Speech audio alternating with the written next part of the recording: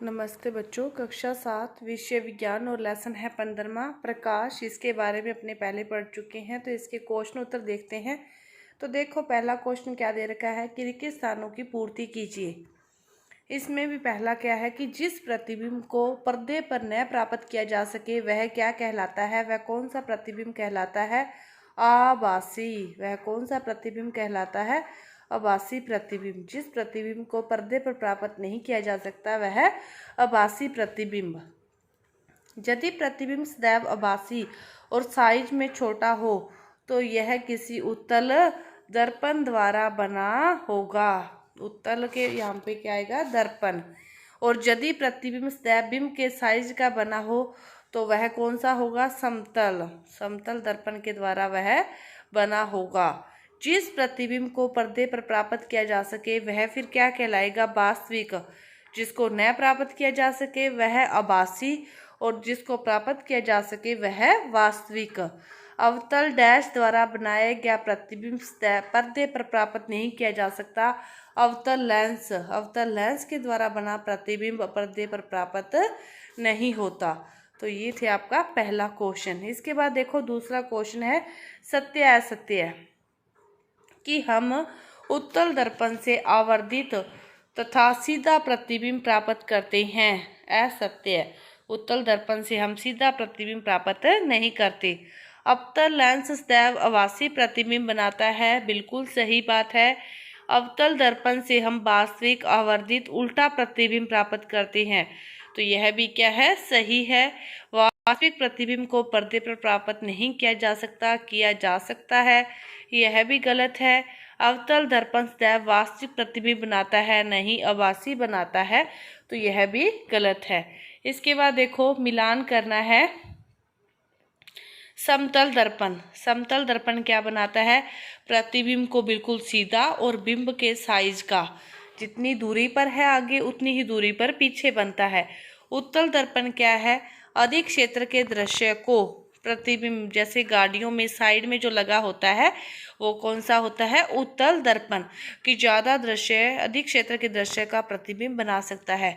उत्तल लेंस क्या करता है? उत्तल लेंस आवर्धक लेंस की भांति इसका उपयोग किया जाता है। और अवतल दर्पण का उपयोग दंत चिकित्सक के द्वारा आवर्धित प्रतिबिंब देखने के लिए इसका उपयोग करते हैं। तो अवतल लेंस क्या है? सीधा और बिंब के साइज के से छोटा जो प्रतिबिंब बनाता है, कौन बनाता है? अवतल लेंस बनाता है। इसके बाद देखो, समतल दर्पण से बने प्रतिबिंब के अभिलक्षण लिखने हैं। तो एक समतल दर्पण के द्वारा जो निर्मित है उसकी आभासी होता है, सीधा होता है, दर्पण के पीछे होता है, और इसके आकार है वस्तु के आकार के जितना होता है, और दूरी भी है जितना आगे है उतनी ही उसकी दूरी पीछे होती है। इसके बाद देखो, अंग्रेजी या अन्य कोई भाषा जिसका आपको ज्ञान है कि वर्णमाला के उन अक्षरों का पता लगाओ जिनके समतल दर्पण से बने प्रतिबिंब बिल्कुल अक्षरों के दृश्य दिखाई देते हैं। तो आप इसको चेक करके देख सकते हो एक एक अक्षर लिखकर।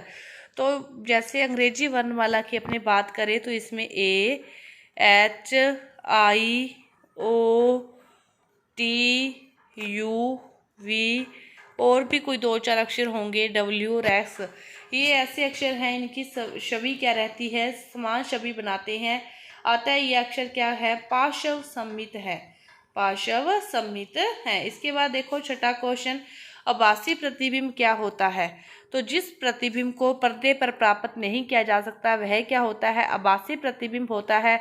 और समतल दर्पण द्वारा निर्मित जो प्रतिबिंब होते हैं, उत्तल दर्पण और अवतल लेंस, ये क्या होते हैं? आभासी होते हैं। उत्तल और अवतल लेंस में दो अंतर लिखने हैं। तो उत्तल लेंस द्वारा जो बनाए गए प्रतिबिंब होते हैं वो वस्तु से बड़े होते हैं, छोटे भी हो सकते हैं और वस्तु के आकार के बराबर भी हो सकते हैं, लेकिन अवतल लेंस हमेशा छोटे प्रतिबिंब ही बनाता है।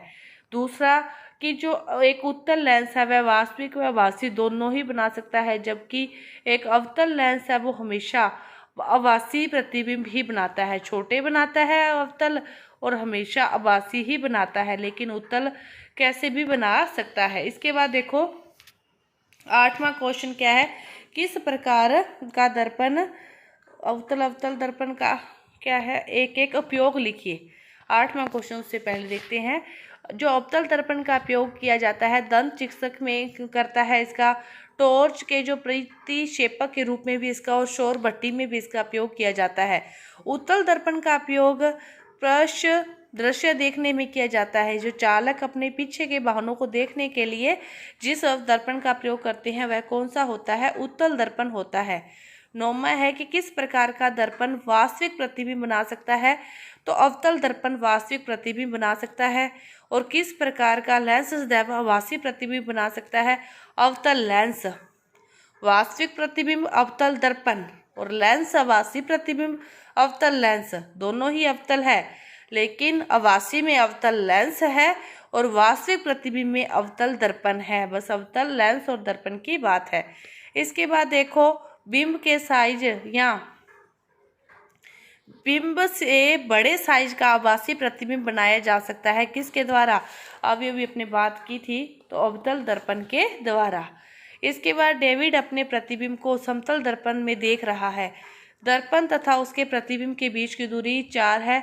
यदि वह दर्पण की ओर 1 किलोमीटर चलता है तो डेविड व उसके प्रतिबिंब के बीच की दूरी कितनी होगी, 1 मीटर चलेगा, तो अब दर्पण व उसके बीच की दूरी कितनी रह जाएगी, 3, और प्रतिबिंब भी पीछे कितना बनेगा, 3 और 3, फिर उसकी दूरी कितनी हो जाएगी, बीच में 6 हो जाएगी। मतलब समतल दर्पण की विशेषता क्या है, जितनी दूरी पर आगे बिंब है उतनी ही दूरी पर पीछे प्रतिबिंब बनता है। एक कार का पश्च दृश्य दर्पण समतल दर्पण है। ड्राइवर अपनी कार को 2 मीटर पर सेकंड की चाल से बैक करते समय पश्च दृश्य दर्पण में अपनी कार के पीछे खड़े किसी ट्रक का प्रतिबिंब देखता है।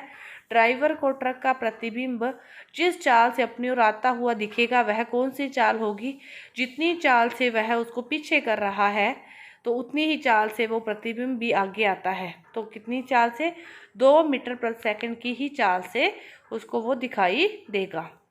तो आपके इस पाठ के जो क्वेश्चन उत्तर हैं पूरे हुए। धन्यवाद।